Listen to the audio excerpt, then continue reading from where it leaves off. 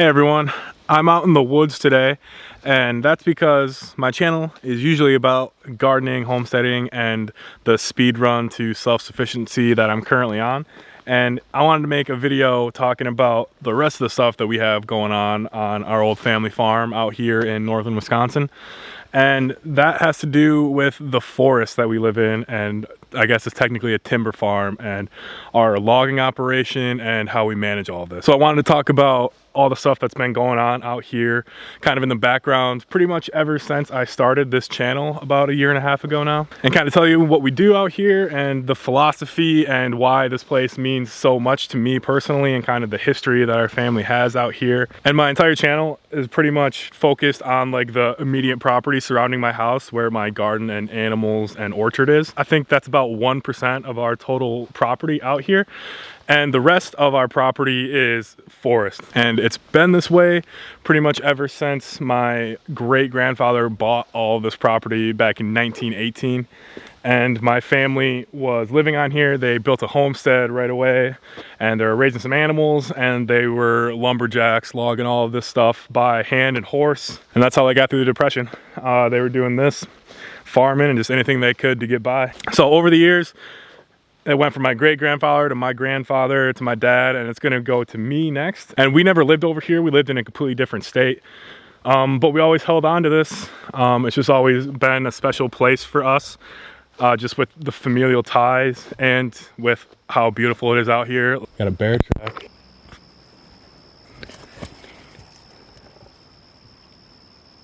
That's a big boy, whatever that is. Hey bear, yo bear, get out of here. This is Bodie. This is Bodie's world. Tell him, Bo. So continuing on, I guess if I get mauled, that's good content. So we have this property, and we're in a managed forest law program, which means we partner with the state of Wisconsin to come up with timber plans that are sustainable. My great-grandfather and grandfather, they logged this place. They would just come in and totally clear cut like all of the stuff, take out all the trees, and then they would just regenerate, and it would take 30 years, but it would eventually get back to what it's like today. And that was the first time around. That was because it was during the Depression, and it was hard times, so they were pretty much just trying to get by any way they could. And then the second time that happened is because we didn't live around here, and I don't know if you work with loggers much, but they don't have the best reputation, or at least there's a lot of ways for them to screw you over, especially if you're not here.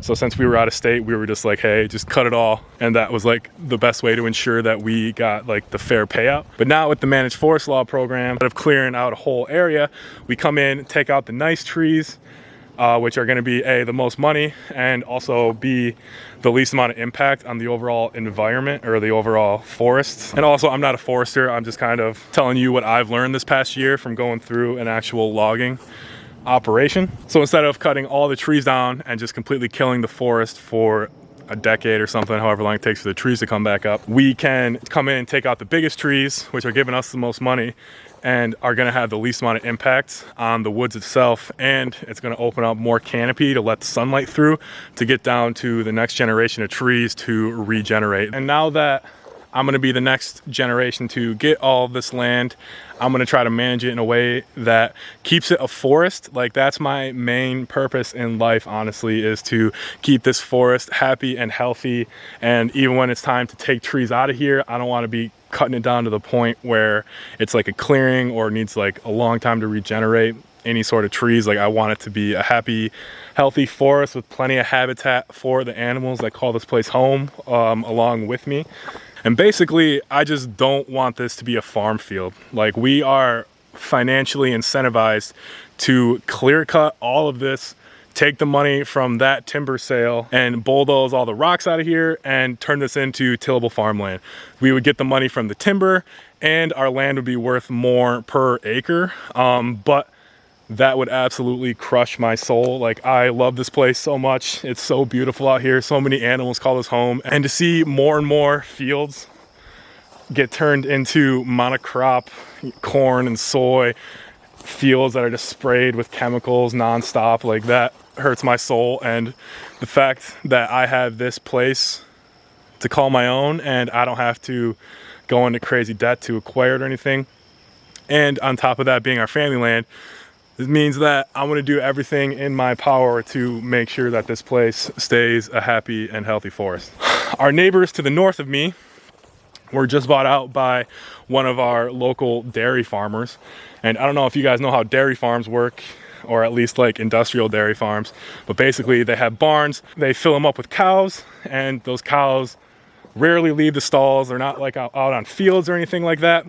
And I mean, it varies from place to place, but for the most part, they just stay in one stall their whole life and they get hooked up to machines. For each cow that they have to have a certain number of acres of farmland to be able to spread their manure. And that's where like forests like these come in. So like our neighbors directly to the north of us, they were just bought out by a dairy farm by us, and they were clear cut. The whole woods was completely cut. Used to look like what's behind me here, but now it's just a field for spreading cow manure. You know, I'm not hating on anyone.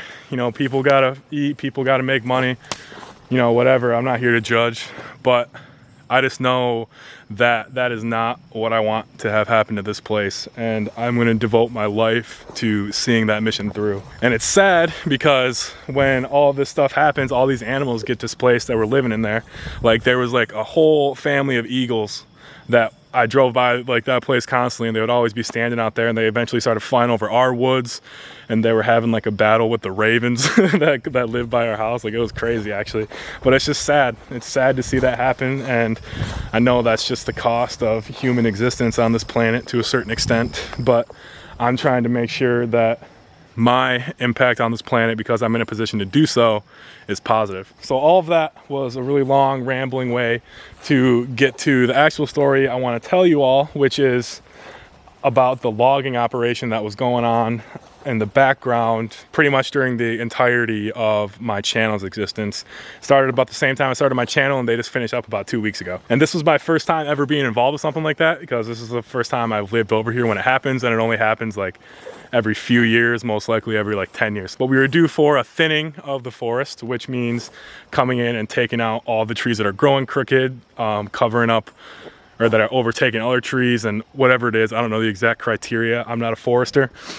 But that's what we were due for, and then that tornado hit, which caused a ton of damage around our property, and we were the lucky ones. Like everywhere else around us got like decimated, or some of the places got absolutely decimated. And so once that happened, we were able to work with our forester and the DNR to come up with a new plan, and that plan included logging everything, because we were like, hey, you know, if we're in here, why not just go around, pick up all the storm damage to get some sort of value out of trees that are already falling down and are just gonna rot if we don't come and get them. So we wanted to salvage some sort of value out of that. We had a thinning to do anyway on some of our property, and the emerald ash borer is in our county, and our forester said it's gonna be here eventually, probably pretty soon, the next couple of years, who knows. Since we're already in here, we can come in and kind of take out any of the nice ash trees and salvage any value out of those, because once the borer gets here, those trees are just gonna rot in place and die.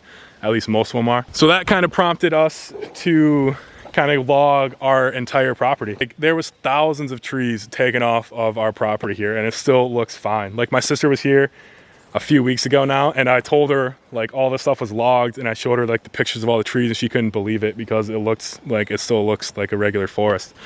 And that is awesome. Like that's cool to me. Like that's so much better for everyone involved, instead of like just clear cutting everything and just letting it regrow or let it sit for, you know, 30 years. I think it's a lot better to come in every 10 years and just take out all the nice trees, and then let the trees that are already established get even bigger, and then just keep repeating that process. But what was crazy about this whole process is we had a hell of a time working with the mill that we signed with. So basically what happens is our forester comes through here and marks all of the trees that are going to be taken out, and he makes note of all the trees that he marks, and he kind of makes an estimate of like, you know, what grade tree they're going to be, and like the board foot and all that stuff. And then he submits all of these estimates for bidding, and all the local timber companies, they bid, and then we chose who we wanted to work with. And basically the person we ended up working with gave us a hell of a time.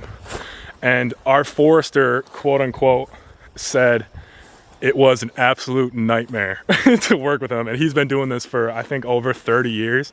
And he said this was like one of, if not the worst cases that he's worked, and just all the stuff that he had to deal with. And it was just constant, one after another. And I'll talk about some of those coming up here, but it was just constantly one after another, never ending stream of stuff that just went wrong and like that we had to deal with. And the people that we were working with at the mill, not the loggers that were actually like out here logging all the stuff, they did a great job.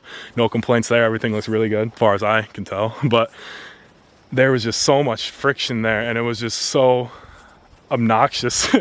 And he was just like, I can't believe he was saying that to me, because it was like, this was my first time ever, you know, dealing with this sort of thing, like up close and personal. So I didn't know any better. And he said this was like pretty much the worst thing that he's ever had to deal with in his whole career, which I guess is good for me, because now it kind of allows me to have a way better understanding of how things actually work. So next time this comes around, I'll have a lot more experience, in theory at least. But anyway, some of the stuff that happened was when they were scaling our logs, which is when they pile up all the logs after they're cut, they get put into like certain piles, and then they come through and they grade them and they like measure them, and then they decide if it's going to be like in a higher grade pile or a lower grade or whatever. There's all this certain stuff. I'm not even exactly sure. There's a lot of stuff that goes into it. Basically, they were coming up short on their bids that they were giving us versus what we were actually getting paid when all these trees were coming in.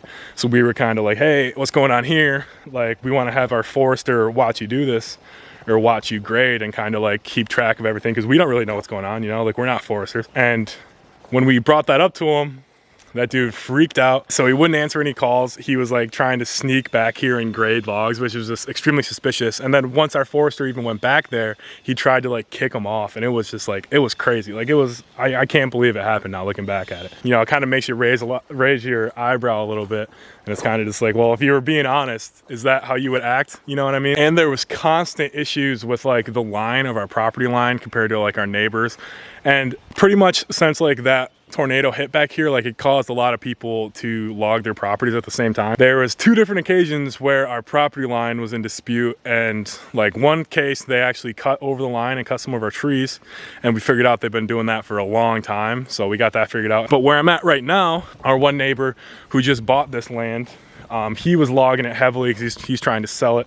So he's just taking out all the trees he can. And luckily we were walking back here one day, my dad and I, and we were looking at the trees that were marked to cut, and they were like, it was like 30 yards over the line. Like, it was a good chunk.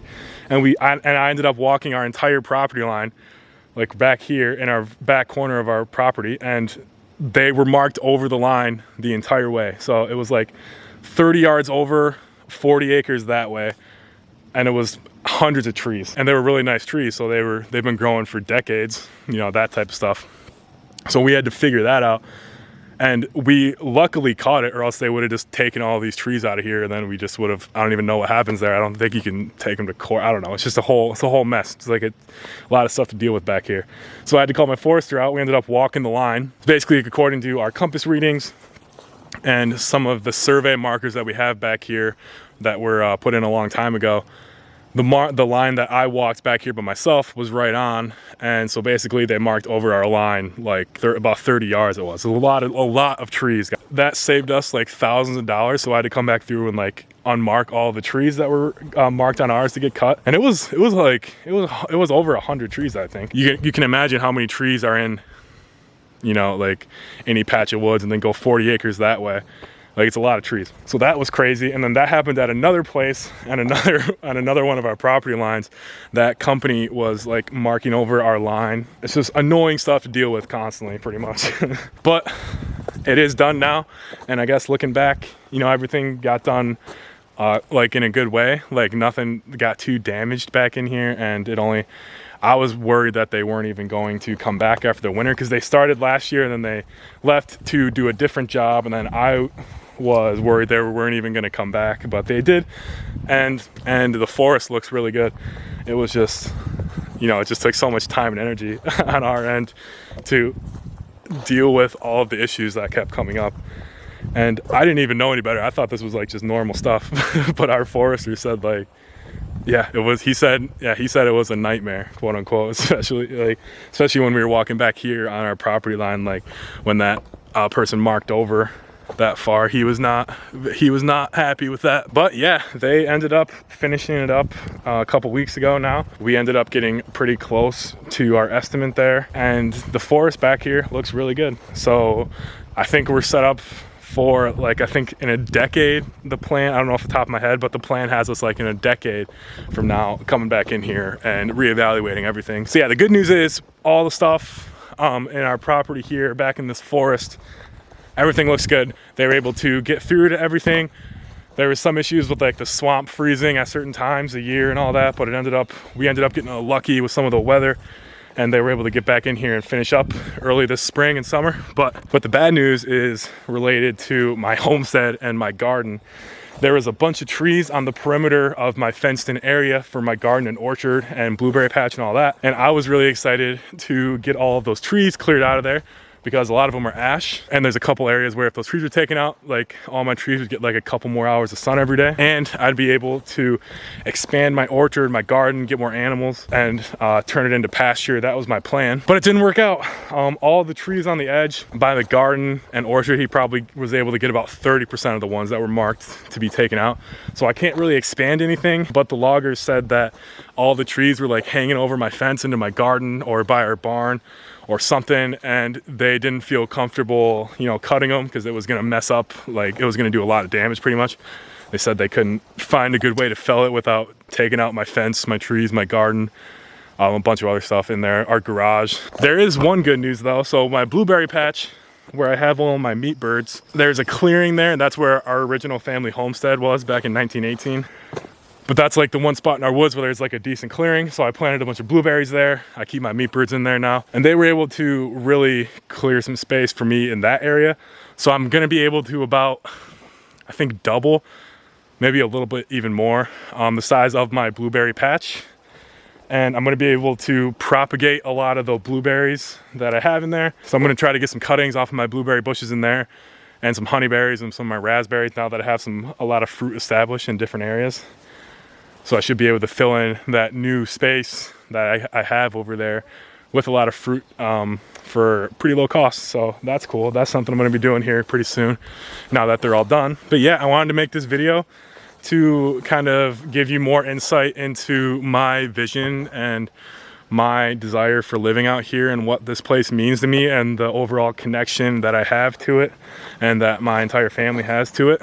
I definitely realize how lucky I am to have this opportunity, and I don't plan on wasting it or blowing it. I want to build something awesome here, and I appreciate all of you guys helping me with my YouTube channel, especially if you made it this far in this video. It's probably gonna be this is gonna be a long one.